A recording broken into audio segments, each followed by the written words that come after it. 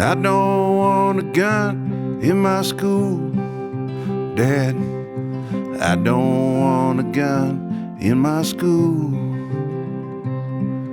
The teacher said he'd practice and learn how to shoot, but I don't want a gun in my school. I don't want to feel like I'm in jail, Ma. I don't want to feel like I'm in jail. They're building up these walls, metal detectors in the halls. I don't want to feel like I'm in jail. Not so. I'd like to welcome Tim Grimm, and I am just so pleased that Tim took a little bit of his time. I know he has a busy schedule, and I'm more than thrilled that he joined us today here on Mostly Folk. So, Tim, welcome. Let's talk a little, for those that don't know you, just talk a little bit about your background and growing up and where you grew up, because a lot of your music is a reflection of your lifestyle and the things that you've encountered over the years. This new album, especially, aims at some of that stuff. And I'd say it's more of a social observation and many, many different topics. So let's start at the beginning. The name of the album, by the way, folks, is Bones of Trees, which is an interesting, I find it a very interesting name. And we'll talk about that, where you got that name from. I know it's from one of the songs, a line from one of the songs. But tell me about Tim Grimm. Tim Grimm, I grew up in the rolling hills of southern Indiana, and I had a little bit of time growing up when I was younger in a small town, Columbus, Indiana, which is known for, surprisingly, its architecture. We had a philanthropist. It's the home of Cummins Engine Company, the largest diesel manufacturer in the world, and the man running that company at the time, J. Irwin Miller, offered the community a gift that if the community could enlist one of the top 20 architects in the world at the time, he would pay the fees to get public schools, the library, the city government buildings, churches of all kinds built in our town. So it's a very unique, small little town in southern Indiana. So as a kid, up to high school, I grew up in that small town. At that point, we moved out into the country, and so I got a really nice blend of town living and country living. And my parents were both school teachers, and the idea of higher education, the idea of reading, literature, the love of music, all came directly from my folks and that community down there. And so then you went on, you went to college, right? Yeah. After high school? And where did you Yeah, go? I went to Earlham College, which is also in Indiana. It's a Quaker school, and had a great 4 years. And I was a political science major, Hmm. and minored in theater.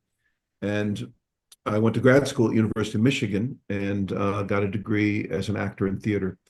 And for the next many, many years, I worked in theater professionally in the regions and in Chicago, and eventually landed in Los Angeles, where I worked in film and television. So I grew up as in one way or another as a storyteller. That's the thing that I loved about Yeah. um, doing theater and doing film, television, storytelling. And eventually I kind of shifted that mirror and made the storytelling my own by telling in the early days observations about the people and the places in which I was living and the people that surrounded me.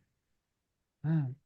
And it wasn't until later on that you picked up a guitar, right? It wasn't until Um, I didn't get serious already until I was about 40. So I've wow, been for just over 20 years now. that's Um, amazing. You have a broad background. You've been in so many different movies and television shows. By the way, for folks that are interested in finding more about Tim, go to his website. It's very expansive. There's lots of information there about him, about his acting career as well. Um, He's been in Steel Magnolias, Home Improvement, some of the shows that people may recognize. You in the theater, you played in Inherit the Wind, which is one of my favorite dramas, you've been through all of this in the acting world, and at 40 years old, you pick up the guitar. I, I'm really blown away by that, honestly. I, I Somebody who's had, been fiddling with guitar all these years, and at 40, you really learn to play the guitar. well, I learned to be honest, I learned to play the guitar earlier, but I didn't have the either the impulse or the drive or the commitment to begin to write. And I think for me, um, the writing became the main force at which I had to pick up a guitar. And I, I I play the guitar. I don't consider myself a flashy instrumentalist at all. I basically use the instrument as a bed in which to promote and layer my song. Yeah, Um, absolutely. yeah. And we're glad that that works for you. Um, so as I said, this album is titled Bones of Trees, and the title itself, it's a line in one of the songs, which is Up in the Attic, right? The Yes. lead song. First song on the album. Yep. Yeah. Yep. Yeah. And so where did that idea? It's just a kind of a, I've never heard that thought that way. The bones of trees in reference to things that are made of trees. Is that Yeah. what the reference is? Like It's guitars and any kind of yeah. wood? Um, yeah. I also have a line in that song, guitars and ships and mandolins. Um, And of course, those are all made out of wood. And the bones of trees, in a way, it strikes me, Artie, I inherited from my dad about 5 miles from where he built our house when I was in high school. He had 50 acres of deep, pristine oak forest um, that was never touched. And he got that when I was just 11 or 12 years old. And nothing was ever cut, nothing was ever built on it. And that's where I'm starting to make my home in the future and building there. And being there in the fall and the winter is stunningly beautiful. And I looked at the trees as these upright bones in a way. You can actually, anybody who's watching can see over my shoulders here. Yeah.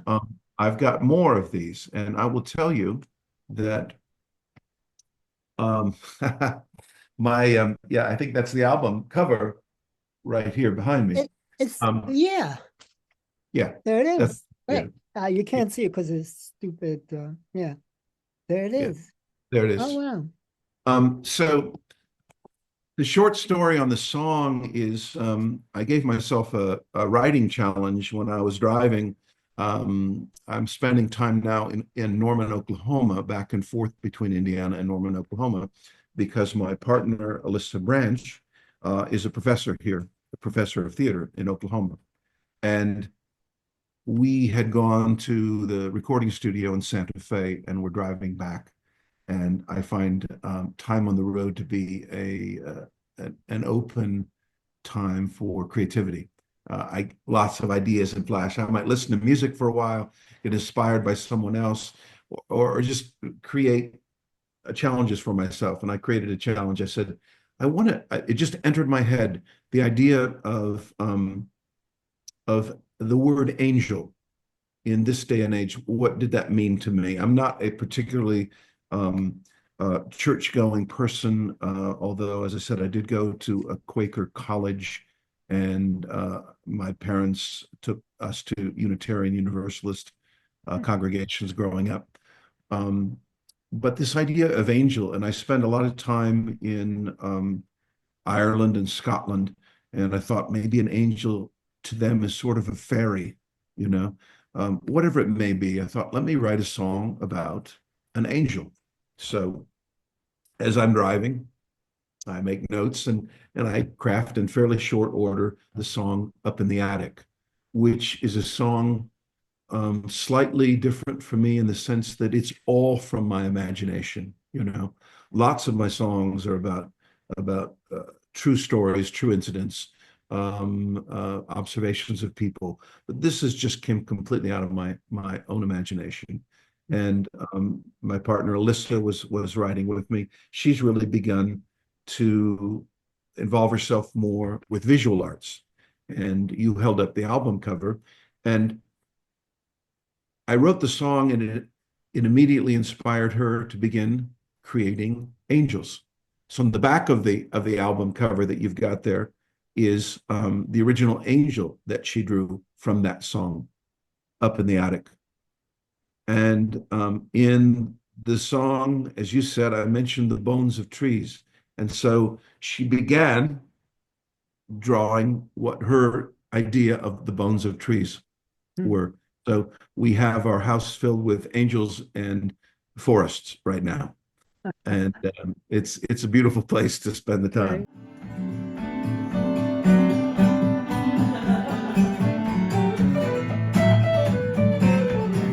Here's a story about Woody Guthrie in New York City in '49. He had a landlord that took his money, every nickel and every dime. Now Woody came from Oklahoma. He knew the people, he knew the land. He told their stories, he shared their hard times, joys and sorrows of every man. Some folks believe that life's a circle, what's gone away comes back around. If you've given more than you've taken, your feet will soon be glory bound.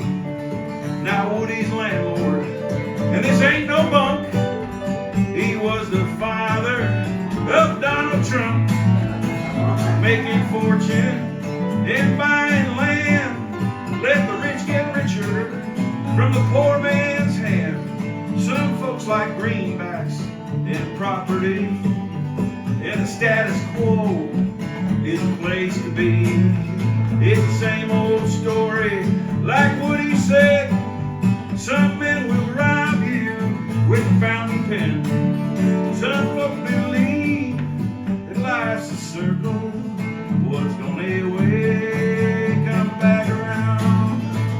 If you've given more than you've taken, your feet will soon be glory bound. Typical Sergio.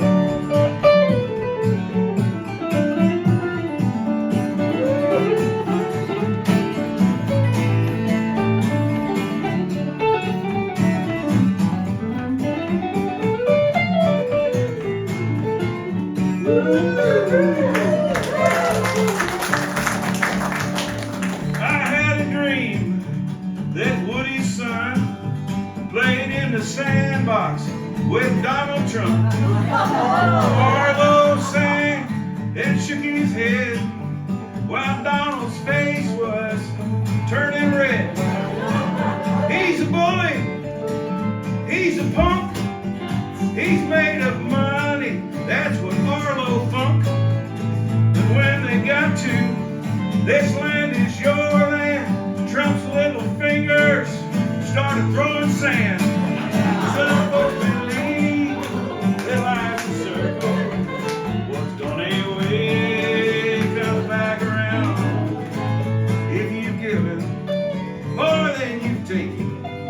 Your feet will soon be glory bound. A hillbilly boy rode an LNG, and now he's named as Trump's VP. He's slick as oil. Said, watch your pets, or they'll be eaten by immigrants. Liar, liar, pants on fire, nose as long as a telephone wire. He knows how to spin, he's learned how to dance. We think his name is J.D. Vance. Their life's a circle, what's the layaway comes back around. If you give it more than you take, your feet will soon be glory bound. So if you're thinking, and I know you're not, of Trump and Vance, I ask you, brother or sister, think again. It's the same old story of wrong and might. He's a greedy devil and the Christian right. Now would he say about Jesus Christ? Would he walk the walk? Would he fought the fight? He loved every race and all religions, and he honored men and he honored women. Some folk believe that life's a circle, works the way, turn back around. If you give it more than you've taken, your feet will soon be glory bound. Tag it, your feet will soon be glory bound.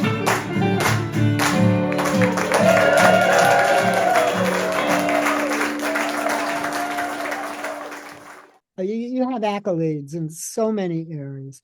Your number one song on Folk Alliance charts last year was a song that's on this album also. It was first released as a single, and it's called Broken Truth. And I tell you, that song went to the top of the charts instantly. Certainly, there's no doubt about why it did. But there's so much emotion in that song, and it sort of touches upon the way so many of us feel. And you just hit the nail right on the head with your description of this person. And I don't know what else to say about it, but it's just a great song. And thank you for writing it. You're very welcome, Marty. I think in a lot of ways I was lucky. I'm sorry I had to write it. Yeah, exactly. Yeah. But it is a song that I'm sure took me a long time internally to really pull all those things up to the surface.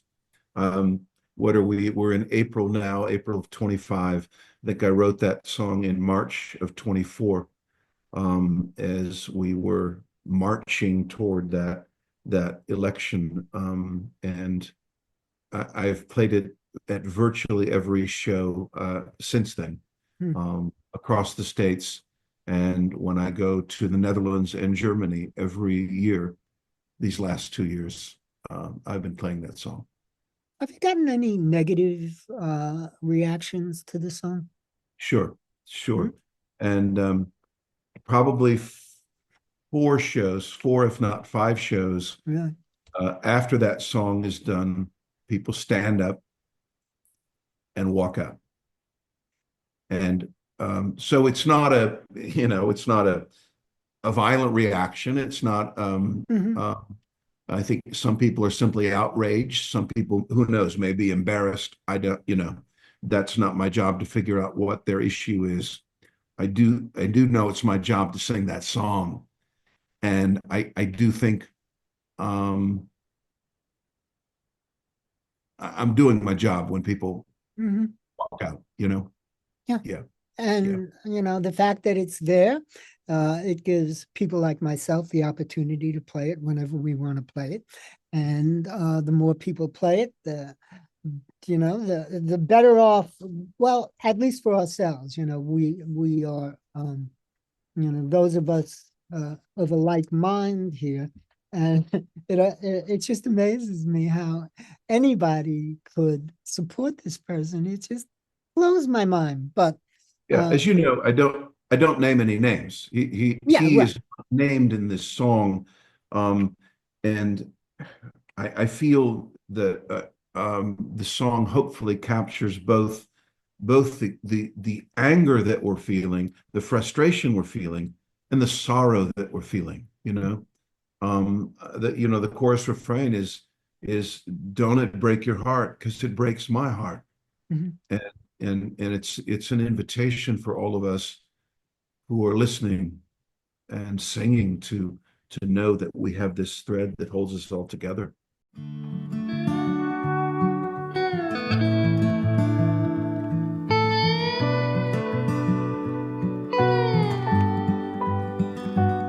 Here we go again. Thought we'd been down that road. I thought we left it all behind us. I guess we should have known. It's fight or flight. It's so far from being great. I can't believe that laughing fool might lead us to our fate. Don't it break your heart? 'Cause it breaks my heart. Damn that man who tears this country apart. He's got no shame. He's got no soul. He's got no poetry inside to make him whole. When I was a kid in public school, I thought we'd learned a thing or two beyond the golden rule. Put faith in science and truth in words, acts of kindness and hope for all the world. Don't it break your heart? 'Cause it breaks my heart. Damn that man who tears this country apart. He's got no shame, got no soul. He's got no poetry inside to make him whole. Sometimes we walk a thin line with our heads deep in the sand. One man's sense of justice ties another woman's hands, and the simple price of freedom to be left alone and dream is in the hands of his judges who just bend laws and scheme. Don't it break your heart? 'Cause it breaks my heart. Damn that man who tears this country apart. Got no shame. He's got no soul. He's got no poetry inside to make him whole.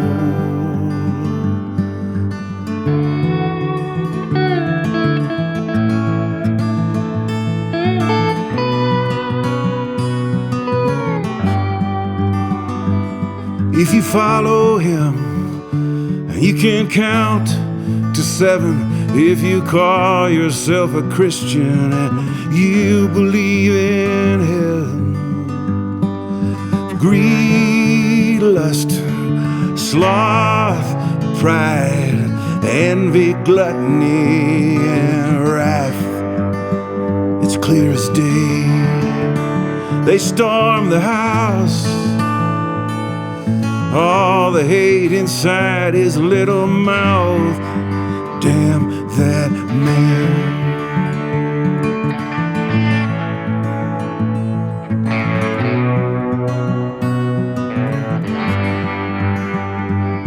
Nine years we've lived with sorrow.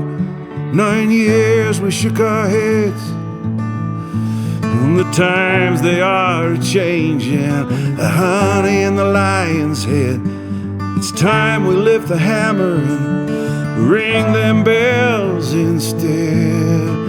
It's time we stamp these fires out and let the peace be spread. Don't it break your heart? 'Cause it breaks my heart. Damn that man who tears this country apart. He's got no shame, he's got no soul, he's got no poetry inside to make him whole.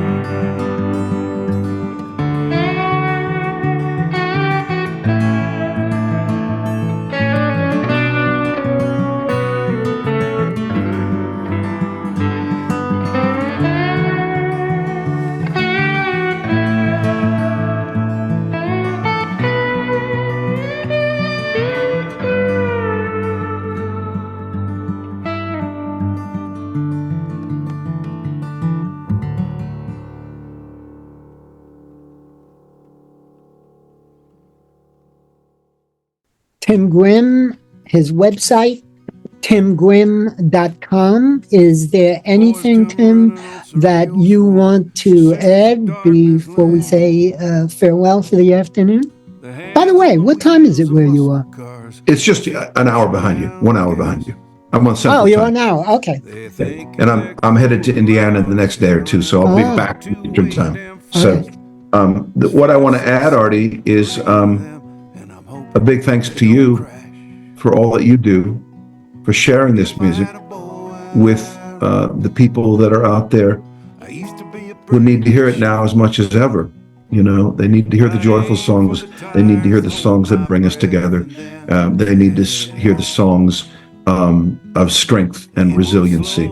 So you've been doing this a long time, and I thank your fellow radio, and podcasters and DJ.